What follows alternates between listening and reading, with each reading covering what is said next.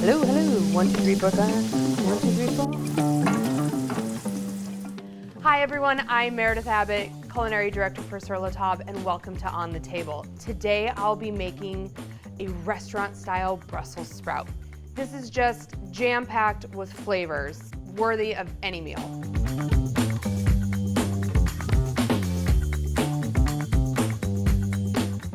All right, here's the first step, and this is the part that can be done a day or two in advance. I've trimmed a whole bunch of Brussels sprouts. Make them like bite size. If they're really big, cut them in half, because later when we go to saute them, they're gonna get really crispy with that cut side. So you could leave them whole if you wanted to, but we're gonna blanch them and shock them. Blanching is a process of when you quickly cook something in a lot of water and you only cook it until it's bright green and it still is nice and crisp, and then to stop the cooking so it retains that color and that crispness, we dunk it in a bunch of ice water. Before we blanch anything, we also want to season our water.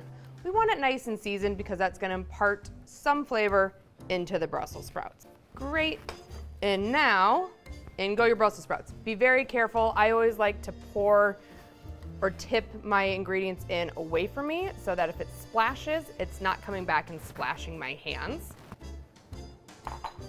Just make sure that everything is coated in the water. You can see that they almost immediately turned bright green, but we're gonna let them cook for about 2 minutes or so just to start softening them slightly. Now, this tool is probably one of the most genius tools in the kitchen. It's called a spider. What makes it so special is this open kind of stainless netting, and it really makes it easy to strain ingredients instead of having to get your colander out. Okay, so our Brussels sprouts have been cooking for a few minutes. They're really bright green, they're a little tender, so now I'm gonna use the spider. See how easily that drains?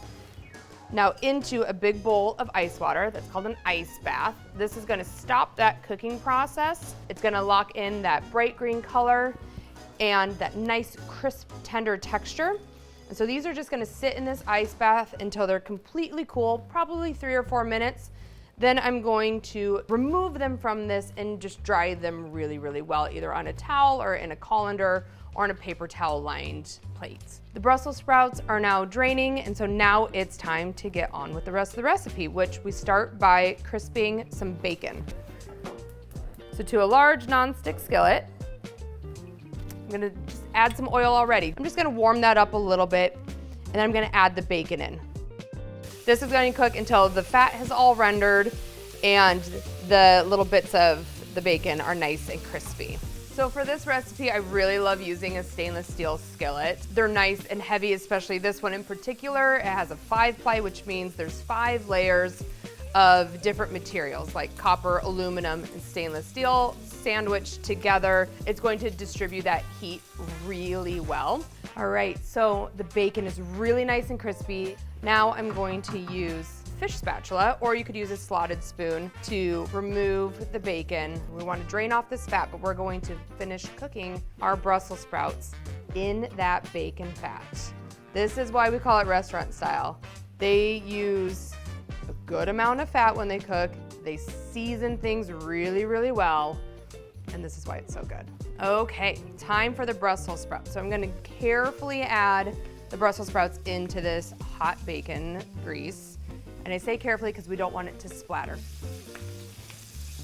And for the most impact with these Brussels sprouts, flip over as many as you can, and you're gonna let these cook for a couple minutes while that bottom of those Brussels sprouts is getting really nice and golden and also infusing itself with the flavor of the bacon.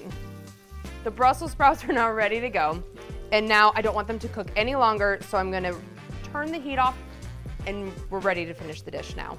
So this is where the next layer of flavor comes from.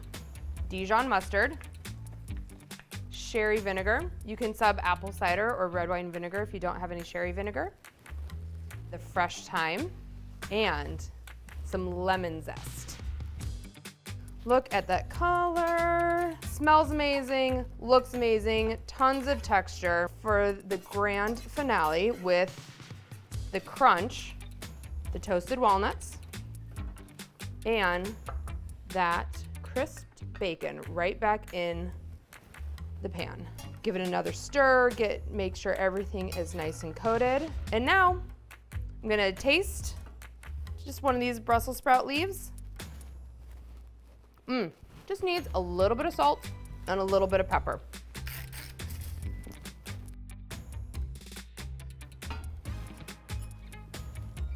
Get a little bit of everything in this bite. The bacon really gives it some nice salty smoke. The walnut has an amazing crunch, and the Brussels sprouts are beautifully caramelized. This is a winner for sure. Enjoy.